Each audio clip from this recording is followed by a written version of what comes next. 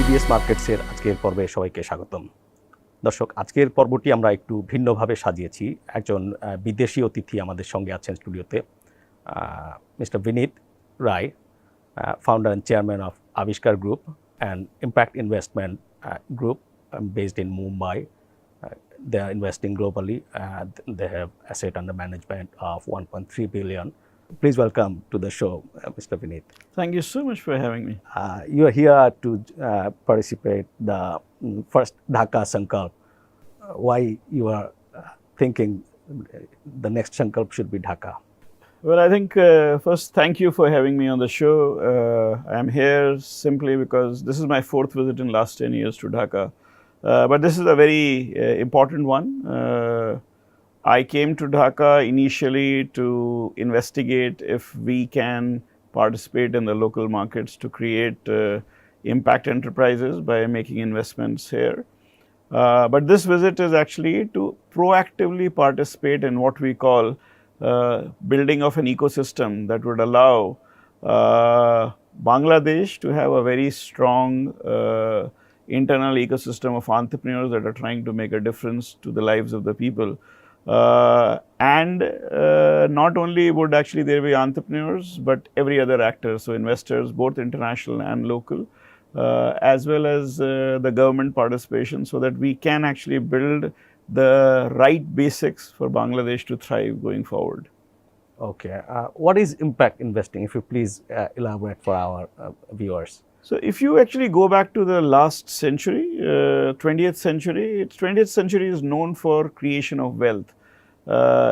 Every entrepreneur, and I don't think so, humanity has created more wealth than what was created in the 20th century. But at the same time, humanity also created the biggest gap between those who were on the margins and those who became wealthy. At the turn of the century, some of us felt that the same entrepreneurship that created wealth has the potential to make a huge difference in the lives of the people if you can convince those entrepreneurs to solve the problems that humanity face. Now, one of the ways that you can inspire entrepreneurs to do it is by providing them capital that would allow them or unleash the entrepreneurial spirit to bring about change, so that you can either increase the income of the people coming from the poor and marginal strata, or reduce the risk and vulnerability in their lives. Impact investing is that art of convincing money worldwide to participate in these kinds of activities which will unleash the entrepreneurial creativity to solve social problems at scale. Yeah, I've seen Avishkar is in line with 13 of the 17 SDG goals. Yes. Okay. So, sustainable development goals came much later than impact investing. Avishkar started in 2001. The term impact investing globally got coined in 2007, 2008. Sustainable development goals came in 2015. And sustainable development goals is the first time 193 governments of the world were willing to imagine a world that humanity has never seen since the time Homo sapiens started walking straight. And that happened thousands and thousands of years ago. Now, what is that goal? The goal is actually to see a world without hunger, without poverty, without inequity by 2030. A very audacious goal, but a very noble goal to actually have a world like that. Now, impact investing, I believe, is going to be a very powerful tool in helping the world achieve those goals. And that is why we believe we should take impact investing to every nook and corner of the world. Okay. It was really interesting to ask you that you started as a forester, and what brings you to the financial world of impact investment even much before the term was created on the domains? Yeah, so I think sometimes it is destiny. I never thought I would actually be talking about investing. I genuinely believe investing is not necessarily finance, even though the world believes otherwise. I'm a forester. I was trained a forester. I was hanging on the trees in a forest in Odisha in India when I got married, and my wife actually in some sense questioned and inspired me to leave the forest and to find an alternate career. That alternate career took me to Indian Institute of Management, Ahmedabad, and then I probably set up India's first incubator to convert ideas of farmers into business. And it is there I discovered that if you really want to change the world, capital that is willing to take significant risk in order to deliver significant impact needs to be found. And so I actually did not go looking to be an impact investor. I went searching for money that is willing to allow entrepreneurs to change the world. And it started with 5,000 rupees, roughly $100 in 2001. And it has brought us some distance. We now manage close to $1.3 billion. And if everything goes right, we want to contribute significantly to the ideals of sustainable development goals and reach roughly $12 billion by 2030 of assets under management. Okay. I've seen you, majority of your investment is in India, and the next destination you have chosen Africa. Why? So actually, I didn't choose Africa. We have been working in India for quite some time. We have been doing this for last 20 years. Around 8 years back, in 2013, I actually was again, and this is actually a stimulus that came from outside, where a lot of my investors actually asked me if I'm willing to consider moving out of India. Now, I instinctively know that if any distance is more than 6 hours from where you are, then it is going to be very challenging for you to manage your expansion. So we looked at east and west on both sides and drew circles of 6 hours traveling distance. East Africa fell into that circle, and so did Indonesia on the other side.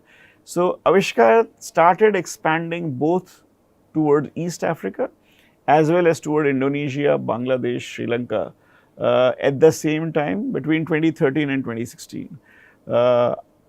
We came to Bangladesh and not just went to Africa, but we came to Bangladesh.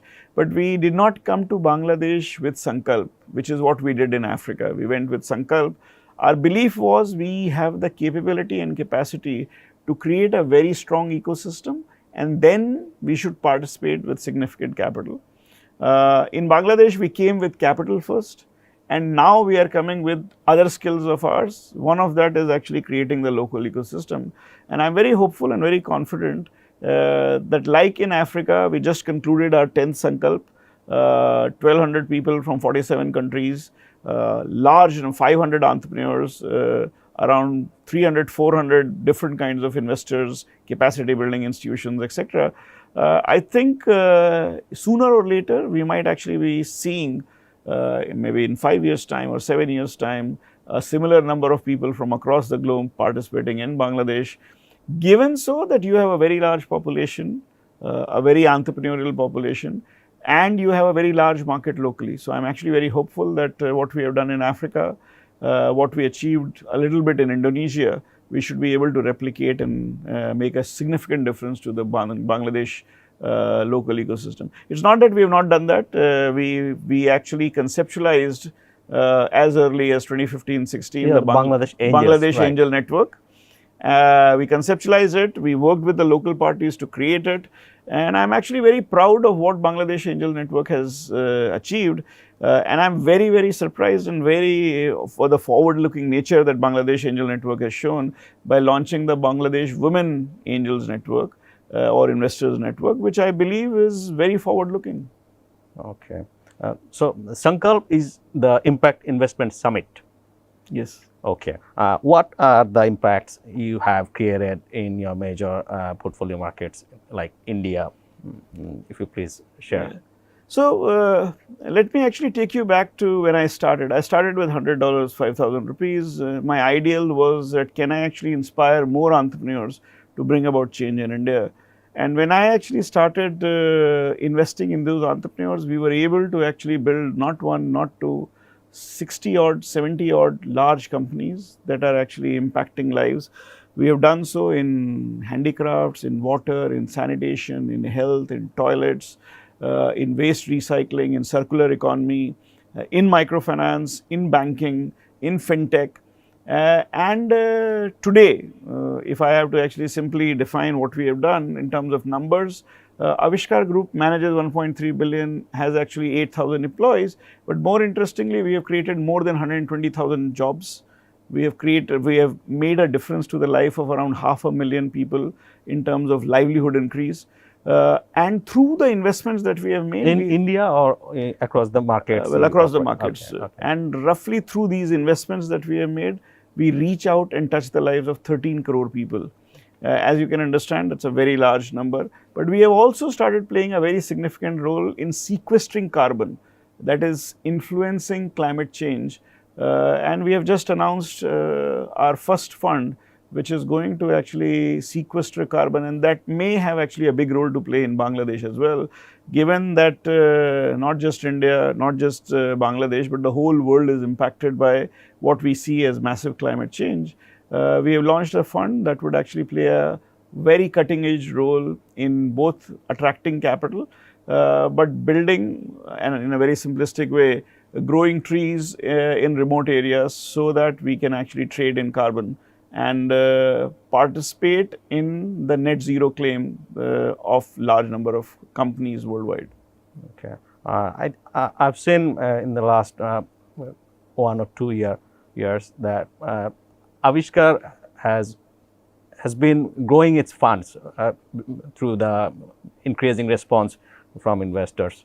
How the Bangladeshi firms, the startups you have invested, they're doing, or are they showing the signs of hope to do the real impact?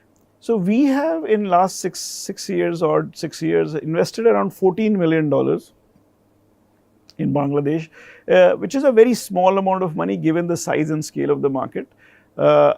Based on whatever limited learnings we have had during these 5-6 years, we believe that Bangladesh entrepreneurs are reasonably good, but what they lack right now is an ecosystem that allows multiple entry. Now, India's success, when I started, India was not a great startup ecosystem.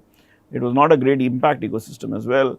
But one of the things that changed India was the belief of the Indians that this is not really about somebody else coming from outside and changing India, that we must put our capital where the change should happen. And India started changing when Indians started participating in the impact investing and the startup ecosystems of India. I think Bangladesh has made the right noises and the right early steps towards it. A significant amount of effort, if put in, and a significant amount of Bangladeshi high net worth individual participating in the Bangladeshi ecosystem with the belief that Bangladeshi entrepreneurs are world class entrepreneurs. I think you have the potential and you have the capability to not just build for Bangladesh, but from Bangladesh to South Asia and Southeast Asia, and hopefully for the world. Just like you have done it from India. I have done it from India, but I think in Professor Yunus, you have a Nobel laureate who has actually provided solutions to the world. So I think you have an incredible track record already. You have to just take that from one individual and make hundreds of others to participate. Okay. So thank you so much for joining us to the show. Viewers, he is hopeful that Bangladesh will thrive through impact investment. In fact, we all know lots of social and sustainability problems we still have, and it's a big market in terms of population, also the size of the economy, and let's hope for a better ecosystem. See you in the next episode.